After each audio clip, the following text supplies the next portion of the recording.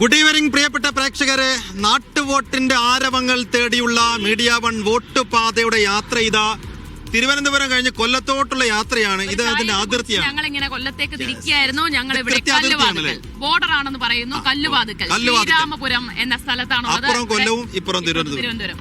Yes, ഇത് അപ്പുറത്ത് കടന്നാൽ കൊല്ലമായി. പക്ഷെ കൊല്ലത്ത് പോകുന്നതിന് മുമ്പ് നമുക്ക് ദേശീയപാതയാണ്. ദേശീയപാതയുടെ പണി നടന്നുകൊണ്ടിരിക്കുന്നു. അവിടെ ടോൾ ബൂത്ത് കാണാം. ഒരുപാട് മുന്നേറാനുണ്ട് എന്നതാണ് ഞങ്ങൾക്ക് ഇവിടെ വന്നപ്പോ മനസ്സിലായത്. എന്തായാലും ഞങ്ങൾ ഇവിടെ വണ്ടി നിർത്തിയപ്പോ തന്നെ സ്ഥാനാർത്ഥികളെ അടക്കം നാട്ടുകാരെ അടക്കം ഞങ്ങൾക്ക് വേഗത്തിൽ തന്നെ കിട്ടിയിട്ടുണ്ട്. അതുകൊണ്ട് ആളുകൾ തെരഞ്ഞെടുപ്പിന് അത്ര കണ്ട് ഒരുങ്ങി നിപ്പാണ് അല്ലേ? സ്ഥാനാർത്ഥിയാണ്. അതെ. എന്താ പേര്? സന്തോഷ് കുമാർ. ഏത് പാടാ? സ്ഥാനാർത്ഥി കിട്ടിയിട്ടുണ്ട്. എങ്ങനെയുണ്ട് പ്രചാരണമൊക്കെ? എങ്ങനെ പോകുന്നു? കുഴപ്പമില്ല, അടിപൊളിയായിട്ട് പോകുന്നുണ്ട്. വീട് കയറിയുള്ള പ്രചാരണമാണ് ഇപ്പോൾ. വീട് കയറിയുള്ള പ്രചാരണമാണ്. ഏകദേശം ഞങ്ങള് 5-6 റൗണ്ട് കഴിഞ്ഞു. ഇനിയിപ്പോ നാളെ തൊട്ട് 7ാമത്തെ റൗണ്ട് ഇറങ്ങുകയാണ്. കല്ലുവാതുക്കൽ പഞ്ചായത്താണ് അല്ലേ? പണ്ട് മധ്യദുരന്തം നടന്നത് ഈ പഞ്ചായത്താണ്. തിരുവനന്തപുരം ജില്ലക്കകത്ത് തന്നെയാണോ? അല്ലല്ല, കൊല്ലം ജില്ലയാണ്. കോൺഗ്രസ് ആണ് ഭരിക്കുന്നത് അല്ലേ പഞ്ചായത്ത്? ഇപ്പൊ കോൺഗ്രസ് ആണ്. കാരണം BJP ഭരിച്ചുകൊണ്ടിരുന്ന പഞ്ചായത്ത് BJP-ക്കാർ തന്നെ തമ്മിലടിച്ച് അവര് തന്നെ അവിശ്വാസം കൊണ്ടുവന്ന് പുറത്തായതിനു ശേഷം കോൺഗ്രസ് ഭരിക്കുന്ന ഒരു പഞ്ചായത്ത്. ഇപ്രാവശ്യം എന്താ സംഭവിക്കുക? ഇപ്രാവശ്യം നമ്മൾ കോൺഗ്രസ് തന്നെ ഭരിക്കും. അതിനുള്ള ഭൂരിപക്ഷം വലിയ ആത്മവിശ്വാസം. അതിനുവേണ്ടി UDF നല്ല ഭരണം നടത്തിയിട്ടുണ്ട്. നമുക്ക് കിട്ടിയ ലാസ്റ്റ് 2 വർഷം ഇവിടെ എന്തെങ്കിലും ഭരണം നടന്നിട്ടുള്ളൂ. അഴിമതിയൊന്നുമില്ല, ഒരു അഴിമതിയില്ല. റോഡ് പണി എല്ലാം ഇപ്പോഴാണ് നടന്നത്. കാരണം നേരത്തെ ഇരുന്ന BJP ഇരുന്നപ്പോൾ ഏകദേശം 14 കോടി രൂപ റിട്ടേൺ പോയി.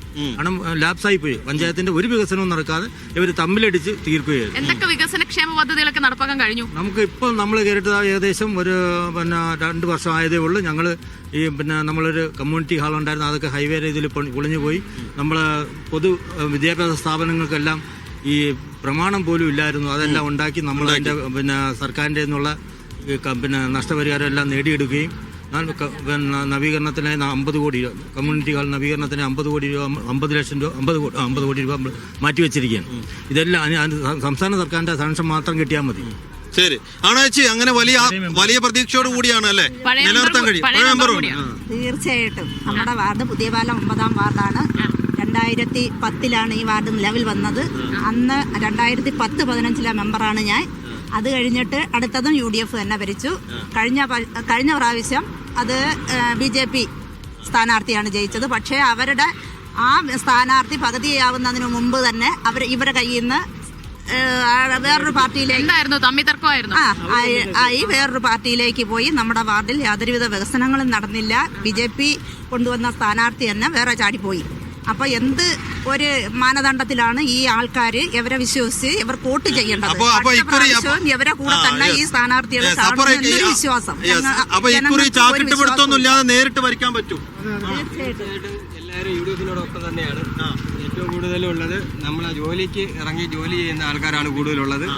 പുതിയതായിട്ടുള്ള ആൾക്കാരും എല്ലാം പഴയ ആൾക്കാരും, എല്ലാം വലിയ ആൾക്കാരും, പ്രായമുള്ള ആൾക്കാരും, ജോലിയുള്ളവരും. എന്തൊക്കെ കൊണ്ടുവരും ഇവിടെ എല്ലാ സ്ഥാപനങ്ങളും പൊളിഞ്ഞ് നാശമായിരിക്കുക. ഇതെല്ലാം UDF-ന്റെ കാലത്ത് പണ്ടുണ്ടായിരുന്നത് പോലെ തന്നെ വീണ്ടും ഉണ്ടാവും.